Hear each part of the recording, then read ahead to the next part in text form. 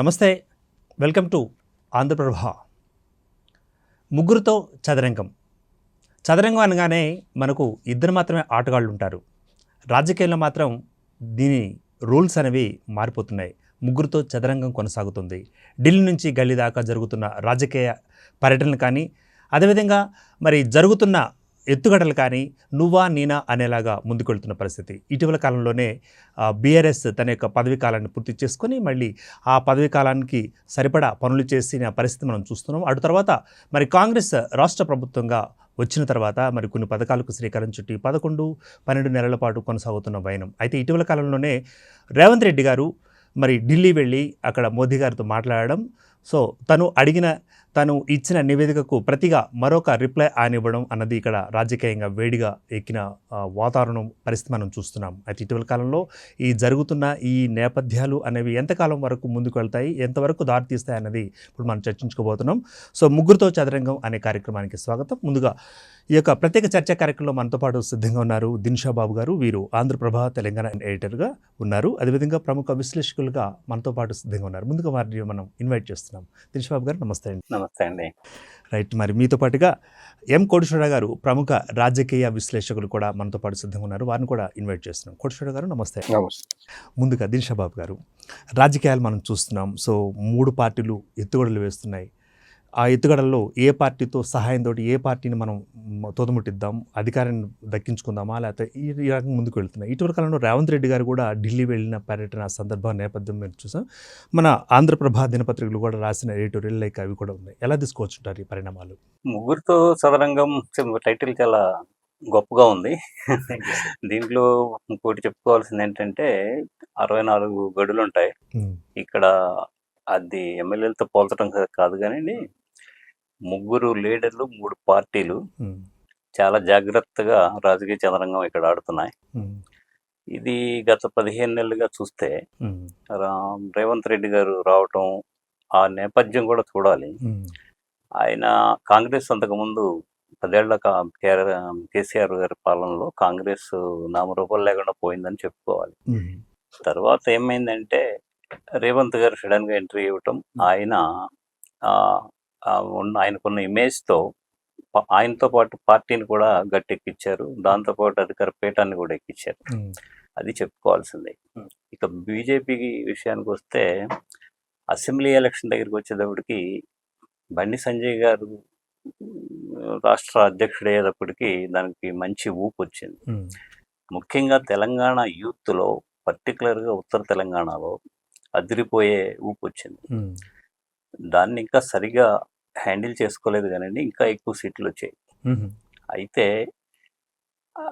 కొన్ని అనివార్య కారణాల వల్ల దాన్ని రాజకీయ విశ్లేషణలు మళ్ళీ వేరే సంగతి అనుకోండి, అది ఓవర్కమ్ కాలేకపోయింది. కాంగ్రెస్ని బీట్ చేయలేకపోయింది. చేయలేక అధికారం దగ్గరకు వస్తూ ఆగిపోయింది. సో మెజారిటీతోనే కావచ్చు, స్వల్ప మెజారిటీ కావచ్చు, కాంగ్రెస్ పీఠం ఎక్కింది. సరే, 10 ఏళ్ళు పరిపాలన సాగించిన నేపథ్యంలో కేసీఆర్ గారు చాలా బాగా చేశారు, అందులో డౌట్ లేదు. అయితే న్యాచురల్గా వచ్చే ప్రభుత్వ వ్యతిరేక ఓటుతో పాటు ఈ కొత్తగా 10 ఏళ్లతో ఉద్వేగం చల్లారి, అప్పటికి చల్లారి ఆలోచన మొదలైంది. దాంతోపాటు ఆస్తులు పెరిగాయి, సంపద పెరిగింది, తెలంగాణలో అనూహ్యంగా పెరిగింది. దీంతో ఆలోచనలు కూడా పెరిగి ఉద్వేగాన్ని దాటి ఆలోచనలోకి వెళ్ళింది. అక్కడతో ప్రతి పనిలోనూ ఉద్వేగాన్ని చూడటం కాకుండా దాని వెనక ఆలోచన కూడా పసిగట్టడం మొదలుపెట్టారు. దాంతో ఏమైందంటే కేసీఆర్ని ఈసారి చూద్దాం అని కాంగ్రెస్ కేసారు. దాంట్లో అనుమానం లేదు. సో ఈ పరిస్థితిలో కాంగ్రెస్ అధికారంలోకి వచ్చింది, బీజేపీ దగ్గరకు వచ్చి ఆగిపోయింది, బారాస ఓడిపోయింది. అయితే పార్లమెంట్ ఎలక్షన్ జరిగేటప్పటికీ మళ్ళీ అదే ఊపు కాంగ్రెస్ కొనసాగలేదు. భాజపా పొటాపోటీకి వచ్చి 8 సీట్లు సంపాదించుకుంది. బారాసాకు 1 సీటు కూడా రాలేదు. దాంతో ఇక దీని పని అయిపోయినట్టే అని అనుకున్నారు. అనుకుని ఏం చేశారంటే ముగ్గురు 1 సైడ్ గేమ్ మొదలెట్టారు. ఎవరికి వాళ్ళు దూకుడు గేమ్, చెస్లో వాడతారు, ర్యాపిడ్ చెస్ మొదలు పెట్టారు. కేసులు ఈయన పెడుతున్నారు, ఆయన పెడుతున్నారు. సరే కేసులు లోపలికి వెళ్ళవసరం లేదు. ఇది చల్లారేటప్పటికి ఏమైందంటే ఏం చేసినా ఇలా రావట్లేదు అని ఒక ఆలోచన నేతల్లో మొదలైంది. ఎందుకు మొదలైంది అనేది గ్రహించలేకపోయారు. నేను ఇందాకే చెప్పాను మీకు, తెలంగాణలో సంపద పెరిగింది. సంపద పెరిగేటప్పటికీ ఉద్వేగాలు దాటి బయటకు వస్తారు. బయటకు వచ్చి ఆలోచనలు మొదలవుతాయి ప్రతి ఒక్కరిలో. దీంతో ప్రతి మూమెంట్, ప్రతి స్టెప్, ప్రతి ఎత్తుగడ వెనుక ఏముంది అని ఆలోచించడం మొదలెట్టారు. దాంతో మంచి చెడు తెలుసుకున్న ప్రజలు కేసీఆర్, మోడీ, రేవంత్, రాహుల్ మేబీ వీళ్ళు ఏం చేసినా దాని వెనుక కథ ఏంటి అని ఆలోచించడం మొదలెట్టారు. దాంతో ఎత్తుగడలు యాజ్ ఇట్ ఈజ్గా ఫలించలా. అక్కడ మళ్ళీ ఆలోచన పడినాయి పార్టీలు. కేసుల వరకు వచ్చి ఆగిపోయినాయి, అరెస్టులకు వెళ్ళలేదు. ప్రస్తుత స్థితి అలా ఉంది. ఈ స్థితిలో డెవలప్మెంట్ మీద కన్నెగిపోతే, అంటే సంపద పెరిగింది కదా, మరింత పెంచి ఇంకా డౌన్ రోడ్ అని పైకి తీసుకురాకపోతే నెక్స్ట్ స్టెప్ లేదు అని అర్థమైంది ఎవరికి, రేవంత్ గారికి. దీంతో ఆయన డెవలప్మెంట్ యాక్టివిటీస్ మీద దృష్టి పెట్టారు. ఆయనకున్న బ్యాక్లాగ్ ఏంటంటే ఆయన ఇచ్చిన హామీలకి సరిపడా డబ్బు లేదు. ఇప్పటికే అప్పులు ఎక్కువైనాయి. ఇంకా చేయొచ్చు, దాంట్లో ఏం ప్రమాదం లేదు. ఏ చివరి ఏం చేసినా ఫలిస్తాయి.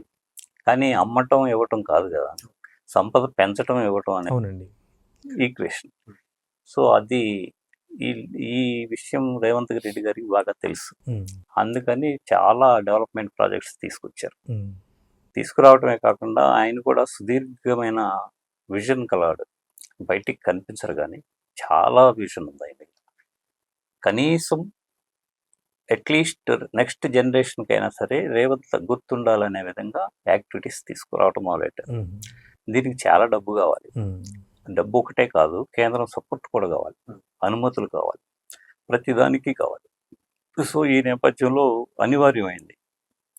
ఎలాగంటే కేంద్రంతో సఖ్యతగా ఉండడం, ప్రతిదానికి కౌంటర్లు ఇవ్వటం కాదు. అది స్టేట్ వరకు పరిమితం కావచ్చు. కానీ అయితే ఇది ఆ ఎత్తుగడ కూడా ఫలించినట్టు కనిపించలేదు. పాను ఏమవుతుందంటే విమర్శల పదును తగ్గిపోతుంది. మళ్ళీ దీని వెనక కథ ఏంటి అని ఆలోచించడం మొదలుపెట్టారు జనం. నేను ఇంతకే చెప్పిన ఈక్వేషన్ ప్రత్యామ్నాయం కోసం చూస్తున్నట్లు. సో బీజేపీకి మొగ్గు మొదలైంది. మొదలైన తర్వాత ఈయన కంగారు పెట్టారు. దీని మీద కేసులతో పిట్టపొరు పిల్లి తీర్చినట్లుగా లైక్ బీజేపీ. వీటిలోపు మరి వెనుకబడిన బారాస ఏం చేయాలి? సో వాళ్ళు ఏం చేశారంటే బడ్జెట్ ఒక్కటే వీళ్ళకి బలహీనం. డబ్బు లేదు, ఇచ్చిన హామీలు నెరవేర్చడం కష్టం అవుతుంది. సో దాన్ని అడ్డం పెట్టుకుని వాళ్ళు ర్యాపిడ్ చేస్తా ఉండటం మొదలుపెట్టారు. బాగుంది అక్కడి వరకు. అడ్వాంటేజ్ వస్తుందా అంటే అది చెప్పాలి రేపు కమింగ్ లోకల్ ఎలక్షన్స్లో. అది జరిగితే మళ్ళీ భరోసా వచ్చేసినట్టే. ఇప్పుడు అలా కాకుండా ఇంతకు ముందు చెప్పినట్టు పార్లమెంట్ ఎలక్షన్లో ఊపే కనుక తీసుకురాగలిగితే బీజేపీ వచ్చినట్టు. లేదు, రేవంత్ రెడ్డి ఎఫర్ట్స్ని జనం నమ్మితే రేవంత్ రెడ్డికి అడ్వాంటేజ్, కాంగ్రెస్కి. ఈ స్థితిలో ఉంది. ఇలా ఉండగా నిన్న ఢిల్లీ వెళ్ళారు రేవంత్ రెడ్డి గారు, మోడీ గారికి ఇచ్చారు. ఇది లోకల్ బీజేపీ వాళ్ళు కూడా ఊహించని ట్విస్ట్ ఒకటి జరిగింది అక్కడ. అదేంటంటే ప్రైమ్ మినిస్టరే ఒక సీఎంకి ఒక నోట్ ఇచ్చి మీ స్టేట్లో ఇవన్నీ కేంద్ర పథకాలకు సంబంధించిన పెండింగ్లో పడిపోయి ఉన్నాయి, జాప్యం జరగడానికి కారణాలు ఏంటని అడిగారు. అది స్టన్నింగ్ మూమెంట్. గతంలో కూడా ఏ సీఎం కూడా అడగని ప్రశ్న కదండి అది. ఎవరిని అడిగినట్టు లేదు. అంతర్గతంగా జరిగి ఉండొచ్చు కానీ పబ్లిక్ గా ఎవరు చెప్పలేదు, అఫీషియల్ గా నోట్ ఇవ్వలేదు. ఈ పరిస్థితిలో అవాక్ అవటం కాంగ్రెస్ వాళ్ళతో పాటు బీజేపీ లోకల్స్ కూడా మింగుడు పడ్డారు. ఏంటి ఒక్కసారి ఎలా జరిగింది? ఇప్పుడు వీళ్ళకి కూడా ఒక ఎత్తుగడ కావాలి. దీంతో కిషన్ రెడ్డి గారు ఫస్ట్ రియాక్ట్ అయ్యారు. ఆయన ఇద్దరి మీదే రేవంత్ రెడ్డి గారు దండి తెరనొచ్చు, మీరే అడ్డు పడుతున్నారని కిషన్ రెడ్డి గారు ప్రాజెక్ట్స్కి. బండి సంజయ్ గారిని కూడా అన్నారు. కానీ బండి సంజయ్ గారు రియాక్ట్ కాలేదు, కిషన్ రెడ్డి గారు రియాక్ట్ అయ్యారు. రియాక్ట్ అయ్యి ఆయన ఎవరు ఊహించిన విధంగా తొందరపడి అన్నారా, అనాలోచితంగా అన్నారా, లేకపోతే అసహనంతో అన్నారో తెలియదు కానీ మమ్మల్ని అడిగి మీరు హామీలు ఇచ్చారా అన్నారు. అది చాలా రాంగ్ స్టెప్ నాకు తెలిసి ఆ వర్డ్. అది అడ్వాంటేజ్ తీసుకుని ఇమ్మీడియట్ గా రేవంత్ రెడ్డి గారు మళ్ళీ ఈ రోజు ఒక లేఖ రాశారు. మీరు అలా అనొచ్చా అని. ఆయన డేట్స్ ఉదాహరణతో సహా, ప్రాజెక్ట్ ఉదాహరణతో సహా తను ఎన్నిసార్లు ఢిల్లీకి వచ్చింది, ఏ మంత్రులను కలిసింది, prime minister including Kishan Reddy గారిని కలిసింది, సోదాహరణంగా వివరించారు. ఇప్పుడు ఆ ఎత్తుగడ ఆయన దగ్గర ఆయన వేశారు, ఆ స్టెప్ ఆయన వేశారు. అడ్వాంటేజ్ రేవంత్. What next? ఇప్పుడు కిషన్ రెడ్డి గారు ఆన్సర్ చెప్పుకోవాలి, సైలెంట్గా ఉన్న బండి సంజయ్ గారు ఏం చెప్తారో ఆలోచించాలి. వీటన్ని గమనిస్తున్న కేసీఆర్, కేటీఆర్, హరీష్ గారు ఏం మాట్లాడతారో తెలియదు. దాన్ని బట్టి చెస్ ఎంత రసవత్తరంగా జరుగుతుంది అనేది చూడొచ్చు. రైట్ అండి దినేష్ బాబు గారు, అంతవరకు చాలా ఆసక్తికరంగా మీకు విశ్లేషణ అందించినందుకు ధన్యవాదాలండి. ఇక కోటేశ్వర గారు, ఇప్పుడు మరి చివరి పదంలో మనం అనుకున్నాం కదా, బీఆర్ఎస్ వాళ్ళు ఎలాంటి స్టాండ్తో కలిగి ఉంటారు ఇప్పుడు జరుగుతున్న పరిణామాలంటూ. సో 36 సార్లు మీరు ఢిల్లీ వెళ్ళారు, 3 రూపాయలు కూడా తీసుకురాలేదంటూ బీఆర్ఎస్కి సంబంధించిన వర్కింగ్ ప్రెసిడెంట్ కేటీఆర్ గారు అనడం ఎలా తీసుకోవచ్చుంటారు? ఈ వ్యాఖ్యకి జరుగుతున్న దానికి ఆజ్యం పోసినట్లు అవుతుందా, లేకపోతే ఆర్పివేస్తున్నట్లు కనిపిస్తుంది? తెలంగాణలో చదరంగం అనే దానికంటే నా అభిప్రాయం 3 స్తంభాల ఆట నడుస్తుంది అనేది నా అభిప్రాయం. ఎందుకంటే ఒకళ్ళు వెనకాల ఒకళ్ళు పడుతూ రెండో వాళ్ళు మీతో కలిశారు అనేటువంటిది. కాంగ్రెస్ ఏమో బీజేపీ, బీఆర్ఎస్ కలిసిందని చెప్తా ఉంది. ఒకరితో ఒకరు కలిసారని ఒకరొకరు అనుకుంటున్నారు, కానీ ఎవరెవరు కలిసారో ఇంతవరకు మనకు కూడా తెలియదు అన్న పరిస్థితిలో ఉంది. మనకి తెలియదు అని మనం అనుకోవచ్చు, కానీ జనానికి ఒక అవగాహన ఉంది. ఎందుకు అంటే దానికి కూడా ఏదో మన బుర్రలో పుట్టినటువంటి బుద్ధితోటి ఆ మాట చెప్పడం. అసెంబ్లీ ఎన్నికలు, లోక్సభ ఎన్నికల్లో జరిగినటువంటి పరిణామాలు, ఓట్ షిఫ్టింగ్ కావాలని చేశారా లేకపోతే ఎట్లా చేశారా అనేటువంటిది అందరికీ తెలిసింది. ఎందుకు అంటే అది కేసీఆర్ లేదా బీఆర్ఎస్ కి ఒక రాజకీయ గుణపాఠం చెప్పడానికి హుజూరాబాద్ ఎన్నికల్లో రేవంత్ రెడ్డి, కాంగ్రెస్ పార్టీ కావాలనే తమ ఓటింగ్ మొత్తాన్ని కూడా ఈటల రాజేందర్ కు బదలాయించిందనేది బహిరంగ రహస్యం. అది ఎవరు అవునన్నా కాదన్నా బహిరంగ రహస్యం. ఎందుకు అంటే కేసీఆర్ ని మానసికంగా, బీఆర్ఎస్ ని మానసికంగా దెబ్బతీయాలి. ఆ పర్పస్ నెరవేరింది అప్పుడు. ఆ తర్వాత అదే గేమ్ బీఆర్ఎస్ పార్టీ లోక్సభ ఎన్నికల్లో ప్లే చేసింది అనేది నా అభిప్రాయం.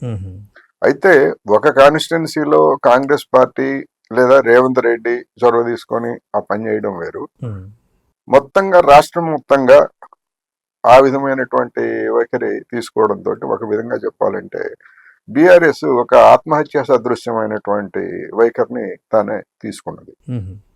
ఒక సీటు రాకపోగా అనేక సీట్లలో డిపాజిట్లు కోల్పోవడం, తనకు బలమైన ఎదురు లేదు అనుకున్నటువంటి మెదక్ సీట్ ని కోల్పోవడం, ఇవన్నీ కూడా చూసినప్పుడు ఏంటంటే రాజకీయంగా అది చేసినటువంటి తప్పిదం ఒకటి స్పష్టంగా కనిపిస్తా ఉంది. అది బీఆర్ఎస్ కాంగ్రెస్ మీద కోపంతో బీజేపీకి ఆ విధమైనటువంటి ఫేవర్ చేసింది అనేటువంటిది ఒక అభిప్రాయం.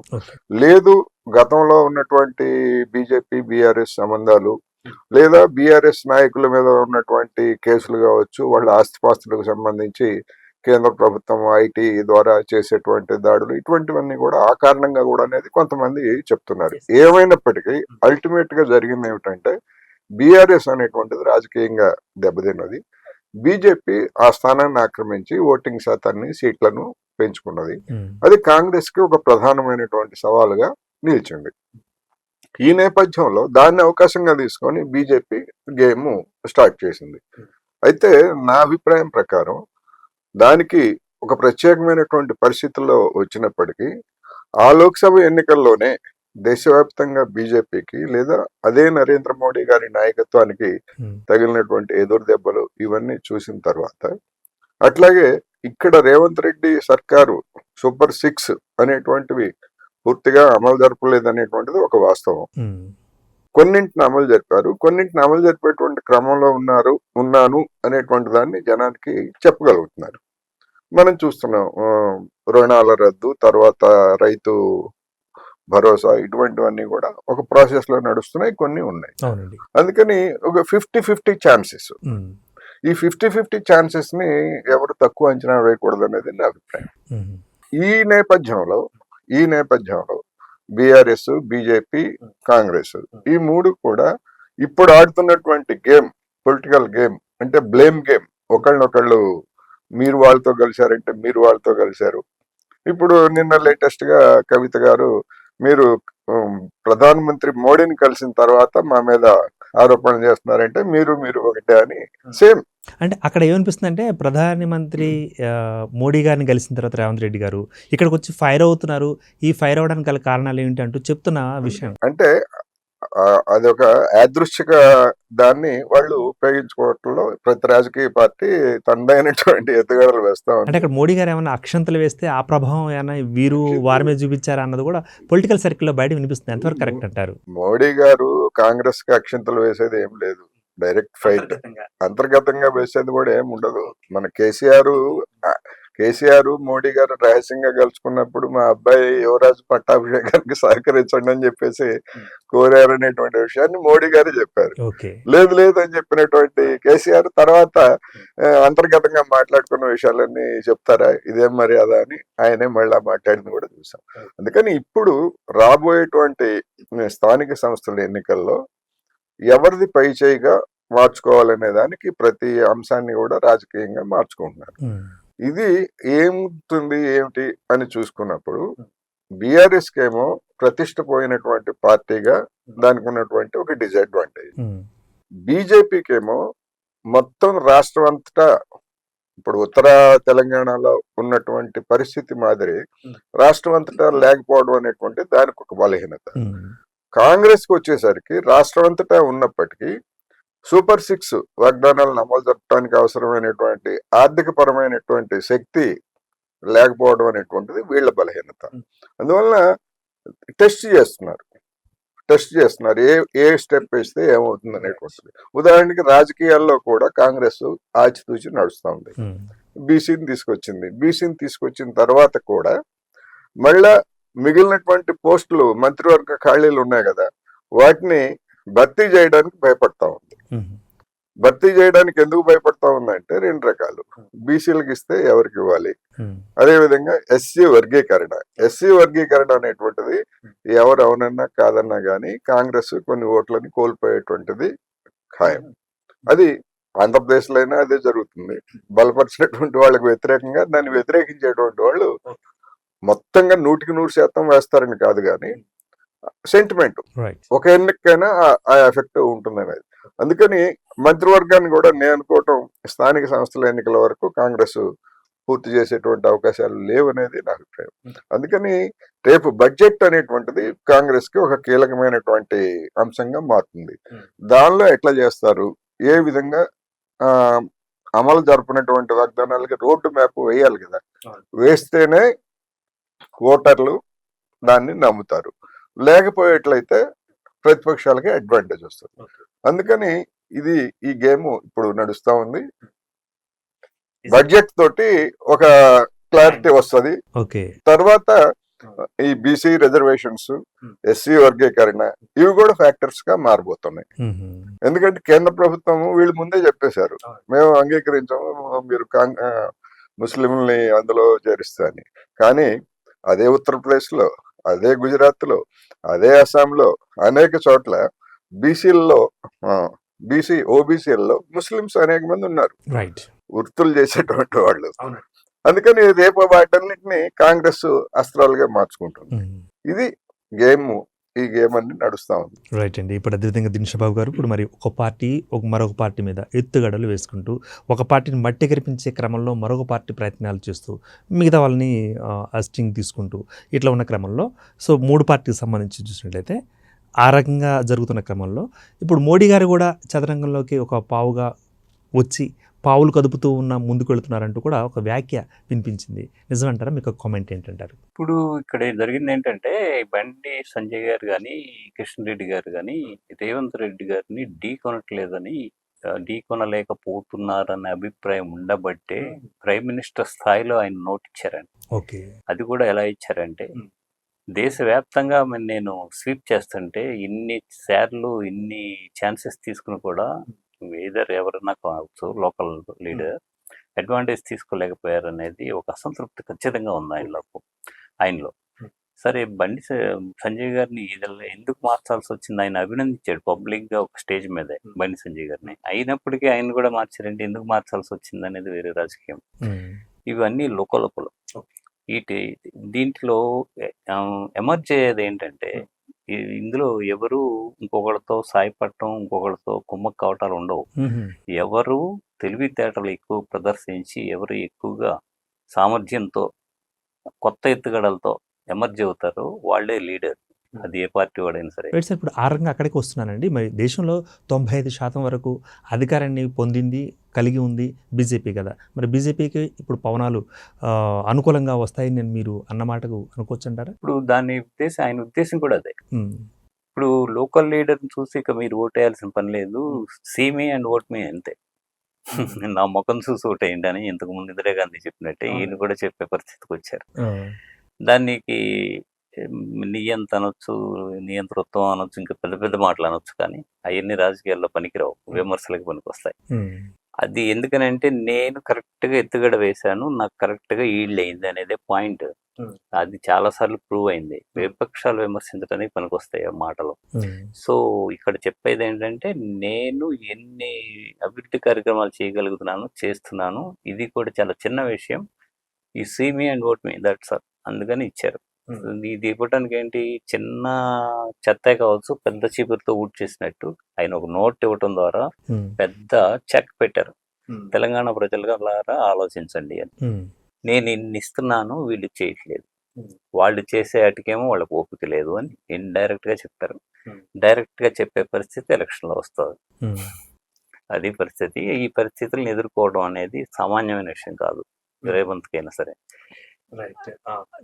రేపొద్దున రేవంత్ గారు కూడా ఇంకా కొత్త ఎత్తుగడ ఏమేస్తారు అనేది ఆలోచించాల్సిన విషయం. ఖచ్చితంగా ఊహించలేం. ఎందుకని ఊహించలేమంటే రేవంత్ రెడ్డి కూడా అసామాన్యుడు. అంత తెలిగ్గా రాజకీయంలో మనందరికీ కనిపిస్తుంది, ఉన్నది కూడా మోడీ గారు కదా. మోడీ గారి యొక్క త్రయం ఏదైతే ఉంటుందో, I mean he was proved. Revanth Modi గారిని ఢీ కొట్టేంతగా రేవంత్ గారి యొక్క వ్యూహం ఉండబోతుందంటారా? మోడీ గారు కూడా ఒకప్పుడు ముఖ్యమంత్రి. ఎస్, గుజరాత్.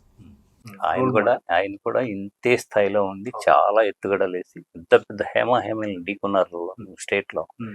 అసలు ఊహించలేని హేమాహేమీలు వాళ్ళని ఢీకొని వాళ్ళని పక్కకి తప్పించి ఆయన వచ్చారు. ఇప్పుడు వారిని ఢీ కొట్టాలంటే రేవంత్ రెడ్డి గారికి బలం అంత ఉందంటారా? శక్తి సామర్థ్యాలు ఉన్నాయని నమ్మే పరిస్థితి ఆయనకైతే ఉంది. అది బయటకు ఎక్స్పోజ్ అవుతున్నారు. రేపొద్దున ఇంకా బలంగా ఎలా ఎక్స్పోజ్ అవుతారు అనేది ఆయన శక్తి సామర్థ్యాల మీద ఆధారపడి ఉంటుంది. అది స్టేట్ లో ఒక్కసారి ప్రూవ్ అయిందంటే he will become as a national leader. అదంత తేలిగ్గా అంచనా వేయలేదు. కాంగ్రెస్ లో అది సాధ్యం, వేరే యాజ్ రీజనల్ పార్టీస్ కి సాధ్యం కాకపోవచ్చు. దాంట్లో అడ్వాంటేజ్ అది ఒకటే ఉంది. కానీ బీఆర్ఎస్ చెబుతుంది మరోలా ఉంది. బీఆర్ఎస్ మేము ఆల్రెడీ అనుభవంతో ఉన్నాం, 10 ఏళ్ల నుంచి పరిపాలించున్నాం, ప్లస్ మా దాంట్లో అనుభవజ్ఞులు రాజకీయ నాయకులుగా ఉన్నారు, మా క్యాటర్ అంతా. నిన్న మొన్న మీరు వచ్చారు, ఒక ఎంపీగా చేస్తున్నారేమో, కానీ మీకు అనుభవం తక్కువ కదా రేవంత్ రెడ్డి గారు అంటూ కూడా చేసిన విమర్శ ఎలా తీసుకోవచ్చు అంటారు? ఇప్పుడు రాహుల్ గాంధీ గారిని కూడా పప్పు అన్నారు. రాహుల్ గాంధీ గారు ముందుగా కనిపెట్టింది రాహుల్ గాంధీ రేవంత్ రెడ్డిలో ఉన్న శక్తి సామర్థ్యాన్ని ఆయనే తీసుకొచ్చారు. ఎవరు చెప్పినా వీటో చేశారు, ఆయనకే అన్ని అప్పచెప్పారు. ఆయన పవర్ లోకి తీసుకొచ్చాడు కదా. ఆయన దాని ఆఫ్టర్ సీఎం అయినా కూడా ఆయనకు ఒకటి చెప్పారు, అదే కులగణన. మోడీని ఢీకొనాలంటే ఖచ్చితంగా దేశవ్యాప్తంగా బీసీ కులగణన జరిగి తీరాల్సిందే, బీసీ అస్త్రంతోనే కొట్టగలం అనేది నమ్మారు ఆయన. అది నమ్మి ఈయనకి చెప్పారు. ఈయన ఏం చేశారంటే లోకల్లో స్టేట్లో ఉన్న మిగతా సమస్యల్ని ఓవర్కమ్ అయినా చేద్దామని కొంచెం నిర్లక్ష్యం వహించారు. దీంతో ఏమైందంటే వీళ్ళిద్దరి మధ్యలో గ్యాప్ వచ్చిందన్న పాయింట్ ఎరైజ్ అయింది. యాక్చువల్గా అది గ్యాప్ కాదు, అంతే స్పీడ్ గా చేయమని ఆయన ఉద్దేశం. అన్ని పక్కన పెట్టి దీన్ని చేయమని. ఈయన ముందు ఇక్కడ శక్తి సామర్థ్యాలు కూడగట్టుకుని ఇక్కడ స్టబోర్న్ అయ్యి అప్పుడు బయటకు వెళ్దామని ఆలోచన చేశారు. అది కొంచెం లేట్ అయింది. దాంతో అవన్నీ వచ్చినాయి. ఇప్పుడు అది కనుక అది చేశారు. మొన్న కూడా రాహుల్ గాంధీతో భేటీ అయినా కూడా అన్నారు, తెలంగాణలో అది విజయవంతమైంది, ఇది దేశవ్యాప్తంగా అమలు చేస్తాం, ఇది మా అస్త్రం అని కూడా స్పష్టంగా చెప్పారు. ఉండ మీడియాల్లో అవన్నీ అనుకున్న స్థాయిలో ప్రచారం రావట్లేదు. ఎందుకని రావట్లేదు ఏంటి అనేది పక్కన పెట్టండి. రెండోది ఏంటంటే దాన్ని వెన్నకుండా రాజకీయ వ్యూహాలను కూడా చెప్పుకోదగిన స్థాయిలో కాంగ్రెస్లో లేరు. ఎక్కడికక్కడ లుక్కలుక్కలు తప్ప అవునండి. ఈ పరిస్థితిలో కాంగ్రెస్ ఉంది. అంతేగాని ఆయన వేసిన ఎత్తుగడ కరెక్ట్. ఎంతవరకు సాధ్యపడుతుంది అనేది డిపెండ్స్. అది ఫ్యూచర్లో తేలాలి. రెండవది ఏంటంటే బీసీస్లో కూడా అది జరిగి ఇది చేయగలిగి వస్తే సాధ్యపడుతుంది. కానీ స్టేట్లో మహేష్ గౌడ్ గారు లాంటి నేతలు రేవంత్ రెడ్డి గారికి సపోర్ట్ చేస్తూ నెక్స్ట్ 5 years వరకు ఆయనే సీఎం, కానీ ఆ తర్వాత వచ్చేది బీసీ సీఎంఏ అని స్పష్టంగా చెప్పారు. అది స్టేట్ బోర్డర్లు దాటి వెళ్ళాలి. అది ఎత్తుగడ రాహుల్ది.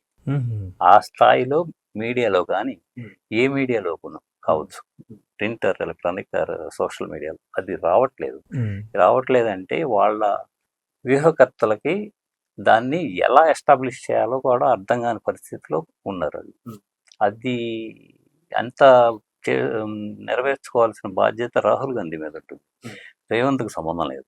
అయితే రేవంత్ ఇక్కడ చేయాల్సింది ఏంటంటే ఇది రేపు పొద్దున సక్సెస్ అయ్యి బయటికి 42% ఇచ్చిన పొలిటికల్ అయినా సరే ఇచ్చి లోకల్ బాడీస్లో అద్వితీయ విజయాలు కనుక వస్తే ఏంటి పరిస్థితి? మిగతా 2 ఫ్లాప్, మిగతా 2 పార్టీలు ఫ్లాప్. ఈ నెమర్ చేయబోతాడు. ఈ 3 ఇక్కడ మనం చూస్తున్నాం. అధికార పక్షంలో కాంగ్రెస్ ఉన్న విషయం మనకు తెలిసిందే. ఇక మిగతా ప్రతిపక్షాల్లో 2 పార్టీలు ఉన్నాయి. ఇప్పుడు మరి 4వ వ్యక్తిగా, 4వ గేమ్ చేంజర్గా ఒకవేళ మోడీ గారు ఎంటర్ అయ్యారు ఆల్రెడీ. ఎందుకంటే నేను కూడా నిధులు ఇస్తున్నాను కదా, నా పేరు ఎక్కడ మీరు చెప్పట్లేదు అంటూ కూడా ఆయన అసహనం వ్యక్తం చేసినట్లుగా లీకేజీలు వినిపిస్తున్నాయి. ప్రత్యక్షంగా ఆధారాలు లేవు మనకి. సో ఈ క్రమంలో 4వ వ్యక్తి కూడా అందులోకి ఎంటర్ అయినట్లుగా, అంటే 3 పార్టీలతో పాటు ఇక్కడ ఉన్నారు. 3 పార్టీలు అంటే ఆల్రెడీ ఉన్న కాంగ్రెస్తో పాటు 2 పార్టీలతో పాటు ఉన్నారు. సో 3వ వ్యక్తి కూడా ఎంటర్ అయ్యారు. మరి దీది మీరు అన్నట్లుగా 3 స్తంభాల ఆట కొనసాగుతూనే ఉంటుందా? రెసిప్రోకల్గా కొనసాగుతూనే ఉంటుందా? లేదా దానికి ఏమైనా ఫుల్ స్టాప్ పడే అవకాశం ఉంటుందా? రాజకీయ పరిణామాలు ఎక్కడ తిప్పాలి అంటే ఇక్కడ గేమ్ చేంజర్గా ఎవరు రావాలంటారు?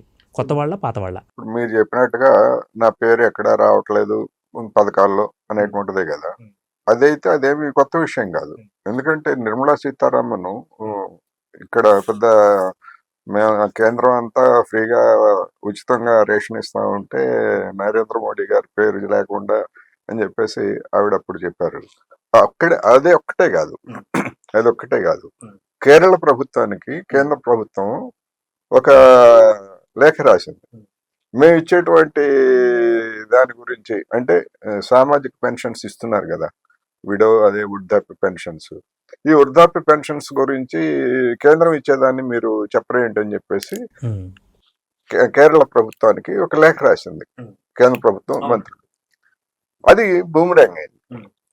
అప్పుడు వాళ్ళు ఏం చెప్పారంటే, ఓకే మేము ఇస్తాము, మేము 1600 1700 మేము ఇస్తున్నాము, మీరు ఇచ్చేది 200, ఇది నరేంద్ర మోడీ గారి వాటా, ఇది విజయన్ గారి వాటా 1400, నరేంద్ర మోడీ గారి వాటా 200 ఇస్తున్నాము, చెప్తాము, మాకేం అభ్యంతరం లేదు అని చెప్పేసి వాళ్ళు రిటార్ట్ ఇచ్చారు. ఎందుకు అంటే ఈ సామాజిక పెన్షన్స్ అనేటువంటి వాటిని 2012లోనో 2011లోనో నిర్ణయించారు. అది మన్మోహన్ సింగ్. అప్పటి నుంచి కేంద్ర ప్రభుత్వం ఒక్క పైసా కూడా పెంచలేదు. ఆంధ్రప్రదేశ్ లో 4000 ఇచ్చినా, ఇక్కడ 2000 ఇచ్చినా, లేదా ఇంకా కొన్ని చోట్ల 1500 1600 అట్లా ఇచ్చినా గానీ బీజేపీ పాలిత రాష్ట్రాల్లో ఇంత మొత్తం ఎక్కడ ఇవ్వట్లే. కొన్ని చోట్ల అయితే ఆ 200 80 ఏళ్ళు దాటిన వాళ్ళకి 500 అంత మాత్రం, అది మాత్రం తప్ప ఇవ్వట్లేదు. అందుకని ఒకవేళ నిజంగా నరేంద్ర మోడీ గారు నా స్కీమ్స్ లేదా నా పథకాల గురించి నా పేరు అనేటువంటిది నోటు ఇచ్చి చేస్తే అది కేంద్రానికి ఎదురుదన్నేటువంటి అవకాశాలు ఉన్నాయి. ఎందుకు అనేట్లయితే మరి రాష్ట్రాలు ఇచ్చినటువంటి నిధుల్లో కేంద్ర స్కీమ్స్ అంటే కేంద్రానికి ప్రత్యేకంగా నిధులేం లేవు కదా. మరి మనం ఇచ్చే పనులే కదా, రాష్ట్రాలు ఇచ్చే పనులే కదా. మరి మా సంగతి ఏమిటని చెప్పేసి రాష్ట్రాలు అడుగుతాయి. అందుకని ఆ విధంగా అడిగేట్లయితే కేంద్రం ఇబ్బందులు పడుతుంది. అది కాంగ్రెస్ ప్రభుత్వం అయినా లేకపోతే బీజేపీ ప్రభుత్వం అయినా మోడీ అయినా ఎవరైనా. అందుకని అది దాంతో ఏదో లబ్ధి పొందుదాం అనుకుంటే పొరపాటు. ఎందుకు అంటే నరేంద్ర మోడీ గారు నన్ను చూసి ఓటేయండి అని చెప్పేసి ఇక్కడ అసెంబ్లీ ఎన్నికల్లో పెద్ద ఎత్తున ప్రచారం చేశారు కదా. ఏమైంది? అదే దినశబాబు గారు కూడా అదే చెప్పారు, రానున్న రోజులకు నన్ను చూసి మీరు ఓటేయండి అంటూ. 90% వాళ్ళదే కాబట్టి రాష్ట్రాల మీద. గతంలోనే చెప్పారు. గతంలో చెప్పినా గానీ కేరళలో ఫెయిల్ అయింది, తమిళనాడులో ఫెయిల్ అయింది, ఆంధ్రప్రదేశ్ లో ఫెయిల్ అయింది 2019లో, తెలంగాణలో ఫెయిల్ అయింది. సౌత్ ఇండియాలో ఉన్నటువంటి సిచ్యువేషన్ లో 100 మంది నరేంద్ర మోడీలు వచ్చినా గానీ ఇక్కడ ఉన్నటువంటి పొలిటికల్ సిచ్యువేషన్ ని మార్చే అవకాశం లేదని రుజువు అవుతుంది ఇప్పటికే. రెండోది, ఆయనకి ఎదురు లేదు అనుకున్నటువంటి వారణాసి కాన్స్టిట్యున్సీలో 2019లో వచ్చినటువంటి 5 లక్షల చిల్లర మెజారిటీ 1.5 పడిపోయింది. అన్నిటికంటే ముఖ్యం, అయోధ్యలో ఆయన బాలరాముడు గురించి ఆయన చేసినది, లేదా ఆయన ఫోటో విడుదల చేసినటువంటి ఫోటోలు, అక్కడ సాష్టాంగ ప్రమాణాలు అన్నీ చేస్తే అయోధ్యలో బీజేపీ ఓడిపోయింది. మోడీ గారికి ఉండేటువంటి బలహీనతలు ఏమిటనేటువంటిది ఈ ఎన్నికల్లో, మొన్న జరిగినటువంటి ఎన్నికల్లో రుజువు అయ్యాయి. అందుకని మరి వాటన్నిటి ప్రభావం ఏమి లేకుండా మెజారిటీ రాష్ట్రాల్లో ఉండగానే జరిగింది కదా ఇవన్నీ కూడా. ఉత్తరప్రదేశ్ లో 40 సీట్లు కోల్పోవడం మరి ఇదేం చిన్న విషయం కాదు. అందుకని ఈ అడ్వాంటేజెస్ డిసడ్వాంటేజెస్ అన్ని ఉన్నాయి. రెండోది, రాబోయేటువంటి రోజుల్లో కాంగ్రెస్ దాన్ని ప్రాపర్ గా వినియోగించుకుంటే బీసీ కార్డు అనేటువంటిది బీజేపీని దెబ్బతీయడానికి అవకాశం ఉంది. అయితే కాంగ్రెస్ కు ఉన్నటువంటి బలహీనత ఏమిటంటే, బీసీ కార్డు విషయంలో ఒకటి మీకు అంటే మధ్యలో వచ్చినందుకు క్షమించండి. బీసీ కార్డు దీనికి సంబంధించి కూడా 2014లోనే మోడీ గారు బీసీల కులగణన చేపడతాం అంటూ కూడా అప్పుడు చెప్పారు. కానీ ఎట్టకేలకు అన్ని ఇప్పుడు వచ్చిన తర్వాత ఇప్పుడు ఓకే చేశారు. సో అప్పటి నుంచి చేయలేదని కూడా ఇప్పుడు కూడా ఓకే చేయలేదు. బీసీ గణన ఓకే చేయలేదు, కేంద్ర ప్రభుత్వం ఓకే చేయలేదు, నరేంద్ర మోడీ గారు ఓకే చేయలేదు, బీజేపీ కూడా ఓకే చేయలేదు. మీరు కావాలంటే మీరు రాష్ట్రాలు సర్వే చేసుకోండి అని చెప్పింది. అది కూడా ట్విస్ట్. ఎందుకంటే సర్వేలు అనేటువంటి దానికి చట్టబద్ధత ఉండదు. అంటే ఇప్పుడు తాంబూలు ఇచ్చేసాం తన్నుకు చావండి అన్నట్లుగా కేంద్రం యొక్క ధోరణి ఉందంటారా? అదే ఇప్పుడు ఆ బీసీ విషయంలో అది బీజేపీకి ఎదురుదనినా ఆశ్చర్యం లేదు. కాకపోతే దాన్ని వినియోగించుకోవడానికి కాంగ్రెస్ కి ఎందుకు సత్తా లేదు అంటే, ఆ బీసీలు ప్రధానంగా కేంద్రీకృతమైనటువంటి ఉత్తరప్రదేశ్ లేదా బీహార్ లో కాంగ్రెస్ ప్రధానమైనటువంటి పార్టీ కాదు, మిగతా బీసీ నాయకులంతా ఉన్నారు. ఇప్పుడు ఆ బీసీ గణన కేంద్ర ప్రభుత్వం ఎందుకని నిరాకరిస్తా ఉంది? బీసీ గణన కనుక జరిగేట్లయితే ఓబీసీల్లో మళ్ళా వర్గీకరణ సమస్య ముందుకు వస్తుంది. ఇప్పటి వరకు ఓబీసీల్లో వర్గీకరణ లేదు కేంద్ర ప్రభుత్వ అమలు జరుపుతున్నటువంటి రిజర్వేషన్స్ లో. ఎందుకంటే మండల్ కమిషన్ వర్గీకరణ సిఫార్సు చేయలేదు. కానీ ఓవర్ ఏ పీరియడ్ ఆ 27% ఓబీసీల్లో land classes, non land classes, అంటే భూమి ఉన్నటువంటి ఓబీసీలు, భూమి లేనటువంటి ఓబీసీలు. అడ్వాంటేజ్ ఎవరికి వచ్చింది? భూమి ఉన్నటువంటి ఓబీసీలు మెజారిటీ వాటిని సొంతం చేసుకుంటున్నారు. ఇప్పుడు ఇక్కడ ఎట్లాగైతే దళిత సామాజిక తరగతిలో ఒక సామాజిక తరగతి ఇంకొక సామాజిక తరగతి కంటే ఎక్కువ షేర్ అదే కదా మందకృష్ణ. బీసీల్లో కూడా అదే వచ్చింది. అందుకని బీసీలో అది వచ్చింది కనుకనే ఇదే నరేంద్ర మోడీ గారు 2015లో జాతీయ బీసీ కమిషన్ ద్వారా ఒక వర్గీకరణ గురించి ఒక అభిప్రాయం అడిగారు. అడిగితే అదేం చెప్పిందంటే 2017లో చెప్పింది, 15లో అడిగారు, 2017లో చెప్పింది బీసీలని 3 తరగతులుగా విభజించమని చెప్పింది. ఓబీసీలని అత్యంత వెనుకబడినటువంటి బీసీలు, బాగా వెనుకబడినటువంటి బీసీలు 3. ఆ తర్వాత దాని మీద కేంద్ర ప్రభుత్వం నిర్ణయం తీసుకోలేదు. తీసుకునేట్లయితే ఉత్తరప్రదేశ్ లో అది చేసినటువంటి సోషల్ ఇంజనీరింగ్ అంతా కూడా బద్దలయ్యేటువంటి అవకాశం కనిపిస్తా ఉంది. ఆ తర్వాత దాన్ని మళ్ళా అవాయిడ్ చేయడానికి రోహిణి కమిషన్ ని వేశారు. రోహిణి కమిషన్ చేసినటువంటి టర్మ్స్ ఏంటి? వర్గీకరణ మళ్ళా బీసీలో. మరి ఆ రోహిణి కమిషన్ 2023లో నివేదిక ఇచ్చింది. ఇంతవరకు రోహిణి కమిషన్ నివేదికలో ఏం సిఫార్సు చేశారనేటువంటి దాన్ని మరి అదే నరేంద్ర మోడీ గారు, అదే బీసీ, నేనే బీసీ లేకపోతే ఆయన చెప్పుకోకపోయినా మిగతా వాళ్ళంతా మా నరేంద్ర మోడీ ప్రధానమంత్రి బీసీ, లేదా మేము కేంద్ర మంత్రులుగా ఎంత ఇచ్చాం అని చెప్తున్నటువంటి వాళ్ళు మరి రోహిణి కమిషన్ నివేదికను ఎందుకు బయట పెట్టరు? అది పెద్ద ప్రధానమైన సమస్య. దాన్ని వినియోగించుకోవడంలో కాంగ్రెస్ ఇప్పటి వరకు సక్సెస్ కాలేదు. ఎంతసేపటికి తెలంగాణలో జరిగినటువంటి సర్వేలో ఆ తప్పులు ఉన్నాయి, ఈ తప్పులు ఉన్నాయి, ఆ తప్పులు ఉంటే మేము సరి చేసుకుంటాం, ఈ తప్పులు ఉంటే సరి చేసుకుంటాం అనేటువంటి డిఫెన్స్ లో పడింది తప్ప బీజేపీ మీద అఫెన్స్ గా రాహుల్ గాంధీ గాని లేదా కాంగ్రెస్ గాని ఎందుకు మాట్లాడలేదని ఆశ్చర్య కలిగింది. Well said. అది అడిగితే బీజేపీ వాళ్ళ దగ్గర సమాధానం లేదు. సార్ దినషా బాబు గారు ఇప్పుడు మరి ముగించే అవకాశం వచ్చిందండి. ఇక ఇప్పుడు సేఫ్ గేమ్ ఎవరు ఆడుతున్నట్లు, ఈ ముగ్గురు ఆడుతున్న చదరంగం ఆటలో, అయితే సేఫ్ జోన్లో ఎవరున్నట్లు విశ్లేషకులుగా మీరేమంటారు? సార్ దీంట్లో చదరంగంలో కూడా దూకుడుగా ఆడే ముందు కూడా క్యాజువల్ కడతారు, కోట కట్టుకుని దూకుడు చేస్తారు. ఇప్పుడు ఫస్ట్ కోట కట్టుకుంది రేవంత్ గారు, ఆయన క్యాజువల్ చేసి దూకుడు మొదలు పెట్టారు. క్యాజువలింగ్ ఏంటంటే అసలు ప్రైమ్ మినిస్టర్ బీసీ కాదు, మార్చుకున్నారు చేసుకుని మొదలు పెట్టారు. నెంబర్ 2 ఏంటంటే తెలంగాణలో నేను ఇన్ని ప్రాజెక్టులు మొదలెట్టానని సోదాహరణంగా ఇవాళ లేఖలో పేర్కొన్నారు, అన్నీ ఇచ్చారు. ఇంక్లూడింగ్ వాళ్ళు ఇచ్చిన దాని మీద కూడా సర్వేలు బీఆర్ఎస్ నుంచి చేయాల్సినవన్నీ ఉదాహరణతో సహా ఇచ్చారు. ఇన్ డీటెయిల్స్ అది వేరే మాట్లాడుకోవచ్చు, అది చేసి ఇచ్చారు.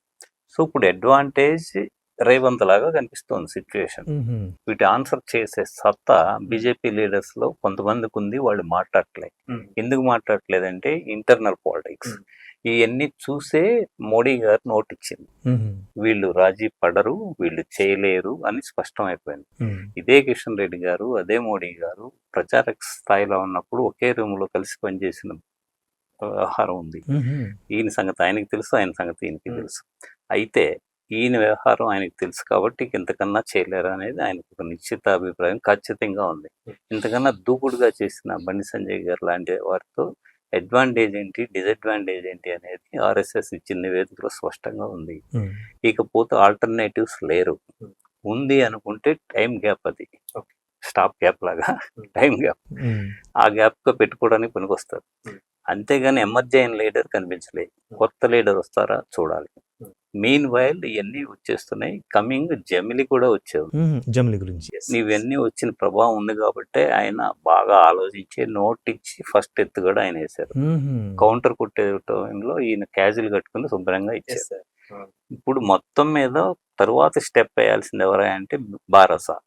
వాళ్ళు ఏ స్థాయిలో ఉన్నారో అందరికీ తెలిసిందే, మరి ఏం వేస్తారు అనేది ఆలోచించాలి, మనం ఎదురు చూడాలి. రైట్ అండి. ఇక వెల్ సెడ్ అండి. కంక్లూజన్ వచ్చాము కోటేశ్వర గారు. ఇప్పుడు మరి సార్ కూడా ఒక అభిప్రాయాన్ని వ్యక్తం చేశారు. సో బీఆర్ఎస్ అన్నది ఇప్పుడు అటు ఇటు మధ్యలో ఉన్న పార్టీ, ఎవరికి సహకరిస్తారన్నది కూడా ఇక కాంగ్రెస్ దానికైతే వచ్చే అవకాశాలు లేవు. ఇక దింపుడు కాలం ఆశలు ఉంటే ఇంటే ఒక బీజేపీ మీదే ఉంటాయి. సో మరి ఇప్పుడు బీఆర్ఎస్ను బీజేపీ వాళ్ళు ఉపయోగించుకుంటే, బలం పెంచుకుంటే రాబోయే సార్ చెప్పినట్లుగా మనకు జోస్యం బయట కూడా వినిపిస్తున్నట్లుగా జమిలీ ఎన్నికల్లో కానీ ఇప్పుడు రాబోయే స్థానిక ఎన్నికల్లో కానీ బీఆర్ఎస్తో కలిసిన బీజేపీ పట్టు సాధించే అవకాశం ఉందంటారా? తెలంగాణ రాష్ట్రంలో ఇప్పటికే బీఆర్ఎస్ మీద బీజేపీ గురించి జనాక అనుమానాలు ఉన్నాయి. ఓకే, దానికి జనాల్లో ఏదో అనుమానిస్తున్నారని కాదు, బీఆర్ఎస్ కార్యాచరణే దానికి కారణం. 10 ఏళ్ల పాలనా కాలంలో దాదాపు 8 సంవత్సరాల పాటు కేంద్రంలో బీజేపీ ఏ చట్టాన్ని, ఏ బిల్లుని తీసుకొస్తే వాటన్నింటికి ఒబిడియంట్ గా మద్దతు ఇచ్చింది. ఎన్నికల్లో మద్దతు ఇచ్చింది. ప్రత్యేకంగా విమానాలు వేసుకొని వెళ్ళి ఓట్లు వేసినటువంటిది అంతా కూడా చూసాం. ఇవన్నీ చూసినప్పుడు ఎక్కడ ఇప్పుడు ఈ 14 నెలల్లో చూస్తే కాంగ్రెస్ మీద చేసినటువంటి విమర్శలు గాని, దూకుడు గాని ఎక్కడైనా బీజేపీ మీద చేశారా బీఆర్ఎస్ నేతలు? చేయట్లేదు. ఏదో నామకే వస్తే మ్యాటర్ ఆఫ్ ఫ్యాక్ట్ గా ఏదో ప్రస్తావనాంశంగా అది చేయలేదు లేకపోతే అని అంటున్నారు తప్ప కాంగ్రెస్ మీద మాదిరి కేంద్రం కూడా అన్యాయం చేసింది అనేటువంటి దాన్ని ఎక్కడ వాళ్ళు చెప్పట్లేదు. అది ఒక డిసడ్వాంటేజ్, ఒక ఆప్షన్ అట్టు పెట్టుకున్నారనేటువంటిది నా అభిప్రాయం. అయితే అది రాజకీయంగా డెఫినెట్ గా మరొకసారి సూసైడ్ చేసుకోవడానికి దారితీస్తుంది. ఎందుకంటే దక్షిణాదిన లేదా తెలంగాణలో ఉన్నటువంటి రాజకీయ వాతావరణం కావచ్చు, ఇక్కడ ఉన్నటువంటి సామాజిక పరిస్థితుల్లో అటువంటి దాన్ని కనుక చేసేట్లయితే బీజేపీ పట్ల జనం మెచ్చడనేటువంటిది ఒకటి. ఇక మీరు చెప్తున్నటువంటి ఒకవేళ లీకేజీ లేదా నరేంద్ర మోడీ గారు నోటు, ఇది ఒకవేళ కిషన్ రెడ్డి గారిని, బండి సంజయ్ గారిని కంట్రోల్ చేయాలి లేదా కరెక్ట్ చేయాలనుకుంటే అది రాంగ్ అవుతుంది. ఎందుకంటే వీళ్ళు లేక నరేంద్ర మోడీ గారు వచ్చి అడిగితే ఇక్కడ ఓట్లు వేయక బీజేపీ పరిస్థితి ఏమిటనేటువంటి సమస్య వస్తుంది. ఇప్పుడు బీజేపీకి ఉన్నటువంటి ఒక ప్రధాన సమస్య ఏంటంటే తాత్కాలికంగా ఎన్నికల వరకు, లోక్సభ ఎన్నికల వరకు కిషన్ రెడ్డి రాష్ట్ర అధ్యక్షుడు అన్నారు. ఎన్నికలు అయిపోయాయి, మళ్ళా ఏడాది వార్షికోత్సవం జరుపుకుపోతా ఉంది. ఇంతవరకు అధ్యక్షుడిని కొత్త వాళ్ళని పెడతారో లేదో తెలియదు. పెడితే ఎవరిని పెడతారనేటువంటిది ఒక అనిశ్చితమైనటువంటి పరిస్థితి. రాజకీయంగా పార్టీ అంతర్గతంగా, అది వాళ్ళ అంతర్గత వ్యవహారమే అయినప్పటికీ వాళ్లే బహిర్గతం చేసుకున్నారు. వాళ్లే చెప్పారు ఎన్నికల వరకు బండి సంజయ్ గారే ఉంటారని ఒకసారి చెప్పారు, తర్వాత ఆకస్మికంగా మార్చారు.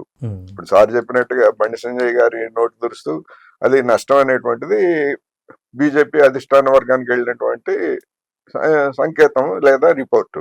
ఎందుకంటే కొంతమందిని రెచ్చగొట్టచ్చు, లేకపోతే కొంతమందిని వెంటేసుకొని అల్లరి చేసేటువంటి వాళ్ళని తిప్పొచ్చు తప్ప ఎంటైర్ తెలంగాణ సమాజాన్ని అటువంటి దాంతో తీసుకెళ్ళడం అనేటువంటిది అది జరగదనేది వాళ్ళకి అర్థమైంది. అందుకని ఆకస్మికంగా ఆయన్ని పక్కన పెట్టారు. సరే, అది వాళ్ళ పార్టీ అంతర్గతమైనా కానీ ఇప్పుడు ఈ లీకేజీ లేకపోతే ఈ నోటు ఇచ్చి కేంద్ర ప్రభుత్వమే రేపటి నుంచి అడుగుతారు, ఇదిగో బీఆర్ఎస్ చేసినటువంటి తప్పులు ఇవి, ఫలానా స్కీమ్కి సంబంధించి మేము దీనికి సిద్ధంగా ఉన్నాము, మీరేం చేస్తారని చెప్పేసి కేంద్రాన్ని డిమాండ్ చేసేటువంటి స్థితి ఇప్పుడు వచ్చింది. ఇప్పటికే మనం కొన్ని చూస్తే ఇప్పుడు మూసి ఉంది.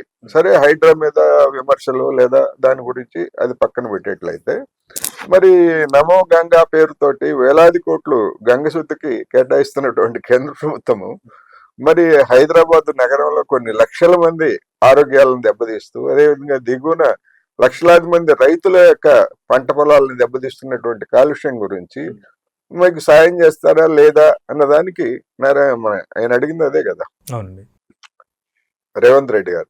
ఇంతవరకు కేంద్ర ప్రభుత్వం ఎస్ అని నో అని చెప్పదు. కిషన్ రెడ్డి గారు మాట్లాడరు, బండి సంజయ్ గారు మాట్లాడరు. మౌనం అంటే అర్ధాంగీకారం కాదు, వైఫల్యం. ఇవ్వడానికి మేము సిద్ధం కాదు అంటే రేపు రేవంత్ రెడ్డి గారు ఊరుకుంటారేంటి? ఓకేనండి, ఊరుకోరు కదా. అందుకని ఇలాంటివన్నీ కూడా కేంద్రం ఇప్పటి వరకు తెలంగాణకు కానీ ఆంధ్రప్రదేశ్కి కానీ విభజన హామీలన్నింటినీ కూడా పూర్తిగా నెరవేర్చలేదు అనేటువంటిది ఒక ప్రధానమైనటువంటి విమర్శ ఇప్పటికే ఉంది. అందుకని నరేంద్ర మోడీ గారు మరి ఆ వైఖరి నిజంగా తీసుకున్నారా లేదా అనేటువంటి నాకైతే అనుమానమే. కానీ తీసుకుంటే మాత్రం అది బీజేపీని మరింత ఇరుకుని పెట్టేటువంటి వ్యవహారంగా మారుతుంది అనేది మాత్రం నేను చెప్పగలను. చివరిగా thanks for coming both of you sir. Once again thank you very much sir. మరి మొత్తంగా చూసినట్లయితే తమ యొక్క అభిప్రాయాన్ని వ్యక్తీకరించారు దిన్షా బాబు గారు. వీరు ఆంధ్రప్రభ తెలంగాణ ఎడిటర్గా ఉన్నారు, ప్లస్ ప్రముఖ అనలిస్ట్గా ఉన్నారు. వీరితో పాటుగా ఎం కోటేశ్వర గారు, వీరు కూడా రాజకీయ విశ్లేషకులు, ప్రముఖ విశ్లేషకులుగా వెలుగుతున్నారు. మొత్తం తమ యొక్క అభిప్రాయం చెప్పారు. సో రానున్న కాలంలో మరి ఏ పార్టీ యొక్క సహకారంతో ఏ పార్టీని మరి మట్టి గెలిపించబోతోంది, అదేవిధంగా మరి పట్టు చిక్కేది ఎవరికి, మరి పరాజితులుగా మిగిలే వాళ్ళు ఎవరు, అదేవిధంగా ట్రయాంగిల్గా మారిన మరి ఇప్పుడు ముగ్గురుతో చదరంగంగా మారిన, లేకపోతే స్తంభలాటగా మారిన ఈ పరిస్థితిలో ఎవరైనా విజేత మాత్రం ఒకరే ఉంటారు. సో చదరంగంలో అయితే ఇద్దరు ఉంటారు, కానీ ముగ్గురున్న పరిస్థితి ఇక్కడ. సో ముగ్గురున్నా, నలుగురున్నా, ఇద్దరున్నా అందులో విజేత మాత్రం ఒకరే. ఆ ఒక్కరు ఎవరన్నది కాలం మనకు చెబుతుంది. సో ఈ యొక్క కార్యక్రమానికి విచ్చేసిన విశ్లేషకులకు ధన్యవాదాలు తెలియజేస్తూ కీప్ వాచింగ్ ఆంధ్రప్రభ.